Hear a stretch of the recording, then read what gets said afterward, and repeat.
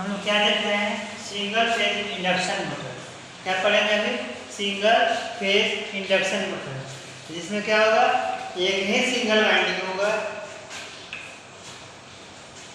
और इसकी आकार छोटी होगी और इसमें क्या होगा, बिना स्टार्टर के चलेगा। के लिए प्रेरण मोटर भिन्नात्मक अश्व शक्ति के यानी कि फ्रिक्शनल हॉर्स पावर यानी कि एचपी में आता है। तो कितनी तरह से मानक होगा? पहला होगा एचपी हॉर्स पावर, दूसरा क्या होता था बीएचपी बैक हॉर्स पावर, और तीसरा क्या हो गया एचपी यानी कि फ्रिक्शनल हॉर्स पावर के लिए बनाई जाती है। यानी कि अलग अलग हॉर्स पावर के ये एक लिए सिंगल इंडक्शन मोटर यानी कि सिंगल फेज इंडक्शन मोटर बनाए जाते हैं। ये मोटर सामान्यतः 1 एचपी से कम पावर की बनाई जाती है। कितने एचपी के कम पावर से बनाए जाते हैं? 1 एचपी के कम पावर से बनाए जाते हैं। लेकिन आवश्यकता पड़ने पर, अगर हमें आवश्यकता अगर पड़ रहा है तो कितना बनाएंगे? 1 हॉर्स पावर का भी बना सकते हैं, इस्तेमाल कर सकते हैं। 2 हॉर्स पावर का भी इस्तेमाल कर सकते हैं। 3 हॉर्स पावर का भी इस्तेमाल कर सकते हैं और 5 हॉर्स पावर का भी इस्तेमाल कर सकते हैं। अगर विशेष आवश्यकता पड़ रहा है, अगर हमें 5 हॉर्स पावर से भी अगर आवश्यकता पूरी नहीं हो रही है तो उसमें क्या होगा, 10 एचपी तक की बना सकते हैं अपने आवश्यकता अनुसार। कितना? 10 एचपी।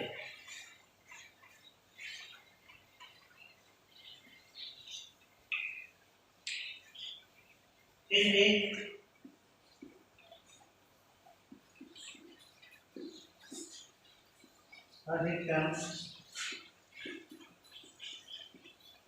2 एचपी की मोटर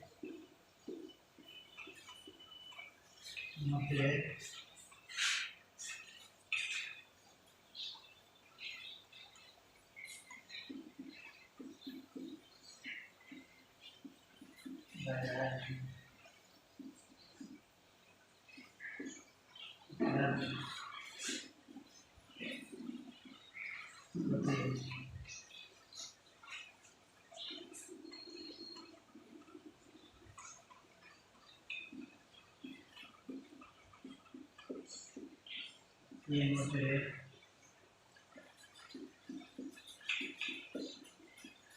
हरियाणा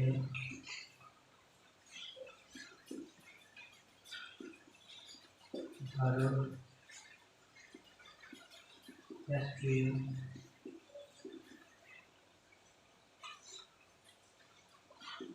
और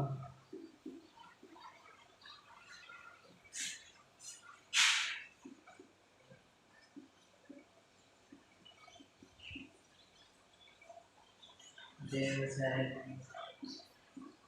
प्रतिष्ठान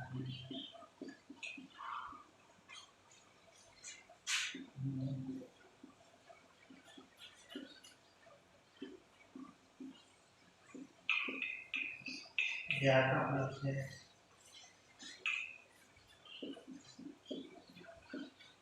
प्रयोग में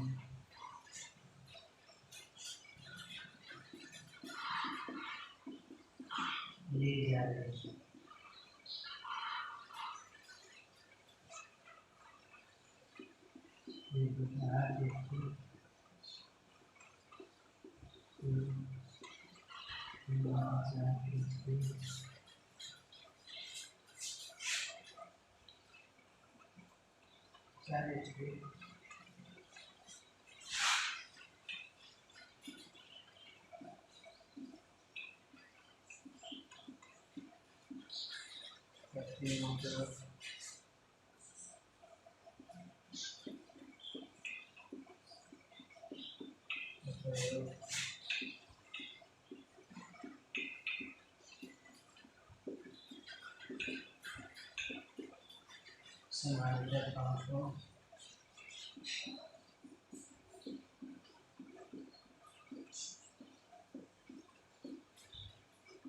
मशीन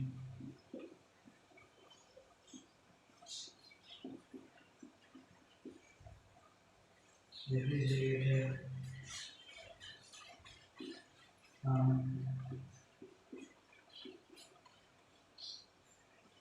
आदि है।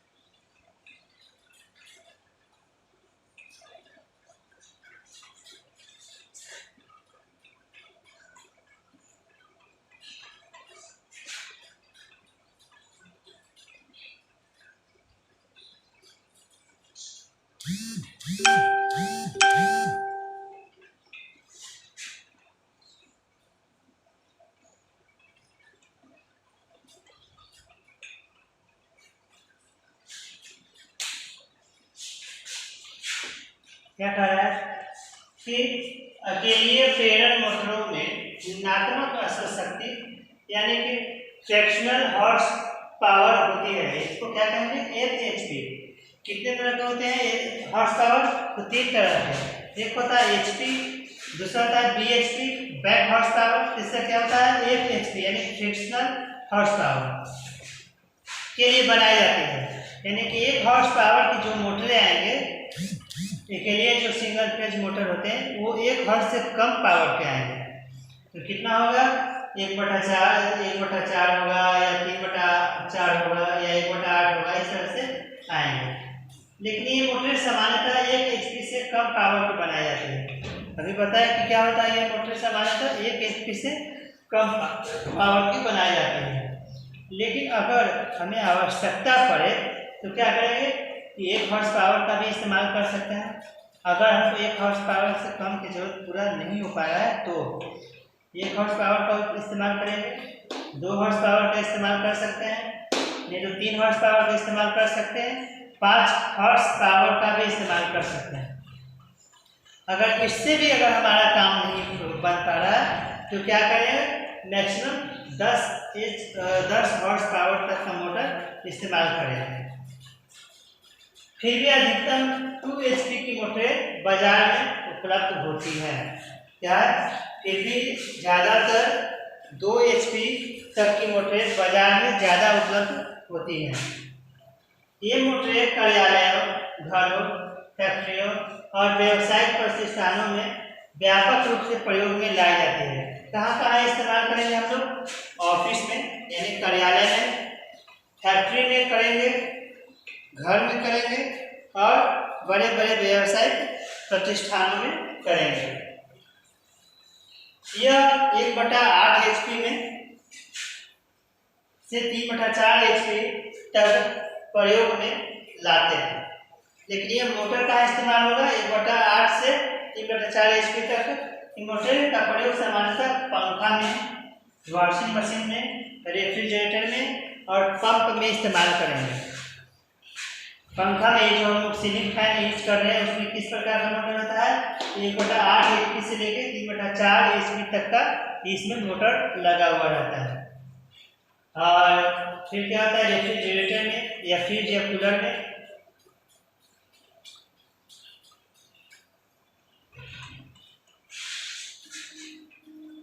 पंप में होता है। एकल प्रेरण मोटरों यानी कि सिंगल फेज इंडक्शन मोटर, त्रिकलीय मोटर यानी कि 3 फेज इंडक्शन मोटर की अपेक्षा कम दक्षता यानी कि 3 फेज की अपेक्षा क्या होगा 1 हॉर्स पावर से कम है तो इससे तो कम दक्षता ना होगी, कम वजन भी होगा।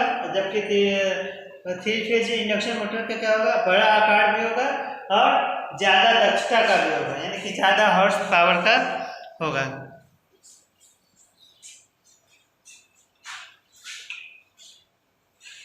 कम अश्व शक्ति की होगी और इसका बल आघूर्ण भी कम होगा यानी कि हॉर्स पावर क्या होगा कम होगा और मोटर का मूल्य भी कम होगा।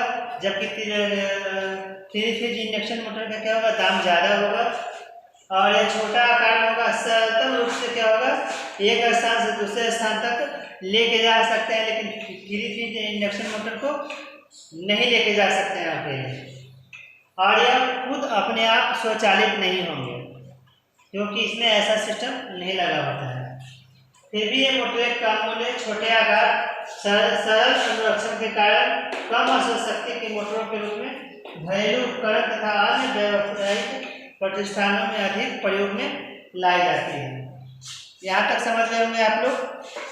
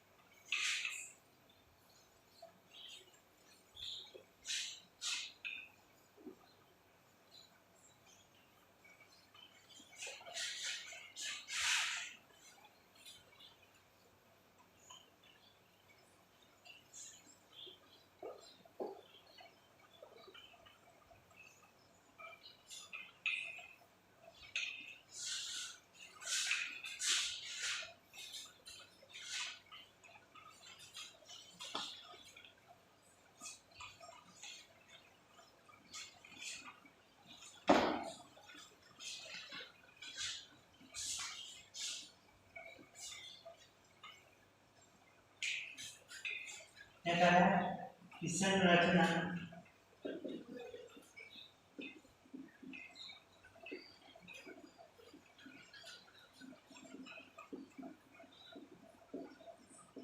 संरचना के दृष्टि से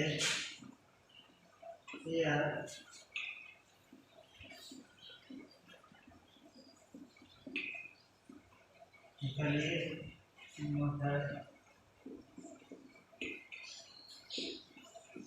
मोटर से लगभग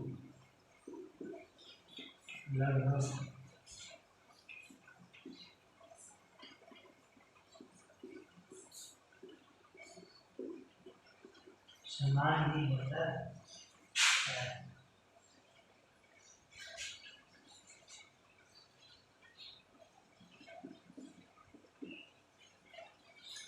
सिवाय इसके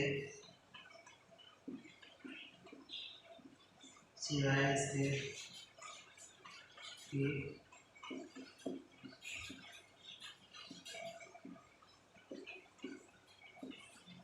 चलिए प्रेरण मतलब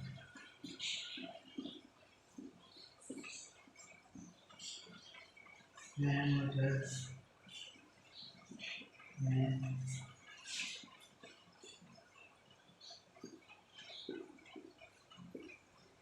चलिए वैल्यू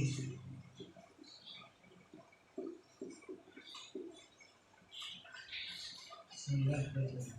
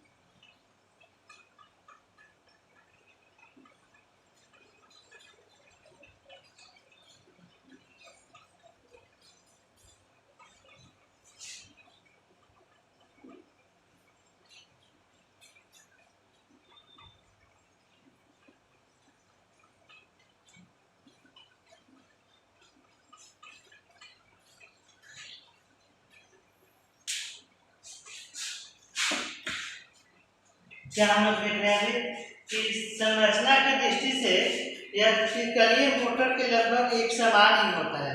जैसा 3 फेज इंडक्शन मोटर दिखता है, देखने में लगता है, उसी तरह से सिंगल फेज इंडक्शन मोटर भी देखने में लगता है, यानी कोई अंतर नहीं है। अंतर क्या होगा, उसकी आकार में होगा शायद, क्योंकि 3 फेज है तो बड़ा होगा, क्योंकि उसमें 3 वाइंडिंग लगेंगे।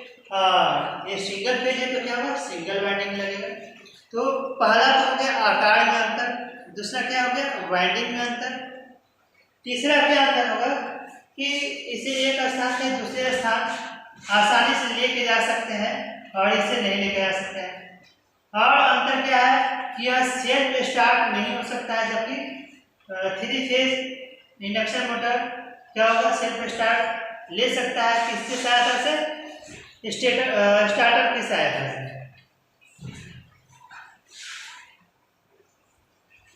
इस सिवाय इसके कि एकलीय प्रेरण मोटर में एकलीय वाइंडिंग सिंगल फेज वाइंडिंग होती है। आगे बात क्या कर रहा है, सिवाय इसके कि इसमें क्या होता है, सिंगल फेज वाइंडिंग होती है तथा केंद्रीय स्विच यानी कि सेंट्रीफ्यूगल स्विच लगा होता है। सेंट्रीफ्यूगल स्विच क्या होता है, यह वह स्विच होता है जो जब स्टार्टिंग मोटर को जब स्टार्ट करने के लिए ज़्यादा एम्पियर यानी कि ज़्यादा प्रतिरोध की आवश्यकता पड़ती है, ज़्यादा करंट की आवश्यकता पड़ता है, तो इसे उत्तेजित करता है। सेंट्रीफ्यूगल स्विच क्या करता है, उत्तेजित करता है और उसे फोर्स देकर क्या करता है, स्टार्ट कर देता है। और जब स्टार्ट हो जाता है और जो ज़्यादा फोर्स उसको मिल रहा था उसको काटने का काम करता है, यानी कि उसको प्रतिरोध से हटा देता है। मोटर के स्टार्टिंग में हेतु प्रयुक्त वाइंडिंग को काटने के लिए लगा होता है। उसकी जगह पर एकलीय प्रेरण मोटर में विद्युत स्टेटर वाइंडिंग तथा बिजली प्रारूपी रोटर होता है। 3 फेज में क्या होता है, सेंट्रीफ्यूगल स्विच लगा हुआ रहता है, लेकिन सिंगल फेज में क्या होता है कि स्टेटर वाइंडिंग क्या होता है, स्टेटर वाइंडिंग और बिजली प्रारूपी रोटर होता है। एक वाइंडिंग और रोटर का नाम है, रोटर की क्या कहते हैं, आर्मेचर, विजरा, क्या नाम है, विजरा। जब इस मोटर को एकलीय प्रत्यावर्ती धारा सप्लाई से जोड़ा जाता है, यानी कि सिंगल फेज इंडक्शन मोटर से जब जोड़ा जाता है तो इसके स्टेटर वाइंडिंग में प्रत्यावर्ती फ्लक्स उत्पन्न होता है। क्या होता है, एसी फ्लक्स उत्पन्न होता है, जो कि त्रिकलीय फ्लक्स की भांति तुल्यकालिक यानी कि सिंक्रोनस स्पीड पर घूर्णित नहीं होता है, क्योंकि उसकी हॉर्स पावर ज़्यादा है ना। 3 फेज इंडक्शन मोटर की क्या है, हॉर्स पावर ज़्यादा है, इसलिए वो सिंक्रोनस स्पीड पकड़ सकता है, लेकिन सिंगल फेज नहीं पकड़ सकता है। इसके फलस्वरूप मोटर स्वचालित सेल्फ स्टार्ट नहीं ले पाती है। जब सिंक्रोनस स्पीड नहीं ले पाएगा तो क्या होगा, सेल्फ स्टार्ट भी नहीं लेगा। किसी भी एक दिशा में प्रारंभिक बड़ा वोल्ट देने पर यह उसी दिशा में निरंतर घूमने लगता है। अगर हम क्लॉकवाइज घुमा देते हैं तो वो उसी दिशा में लगातार घूमते रहेगा, अगर एंटी क्लॉकवाइज घुमाएंगे तो वो उसी तरह से घूमते रहेगा। इसमें ऐसा कैपेसिटी नहीं है वो उल्टा नच रहा है, जब उसको पूर्ण सिंक्रोनस स्पीड मिल जाए तो फिर वो क्लॉकवाइज घूमने लगे, ऐसा इसमें खासियत को भी नहीं होती है। अतः रोटर को घुमाने के लिए प्रारंभिक बल आरोहण यानी कि स्टार्टिंग टॉर्क आवश्यक होता है। रोटर को प्रारंभिक बल आरोहण स्टार्टिंग टॉर्क प्रदान करने के लिए उसे किस तरह से निरंतर बल आरोहण उत्पन्न होता है, इस तथ्य को कुछ सिद्धांत दिए गए हैं जिसकी सहायता से समझा जा सकता है। पहला क्या है, द्विघर्षण क्षेत्र सिद्धांत, और दूसरा है क्रॉस क्षेत्र सिद्धांत। यहाँ तक समझ गए होंगे। अब हम अगला पॉइंट पढ़ेंगे, एकलीय प्रेरण मोटर द्विघूर्णन क्षेत्र तथा क्रॉस क्षेत्र सिद्धांत। इसके बारे में हम जानकारी लेंगे। इसको अब रख कर देते हैं।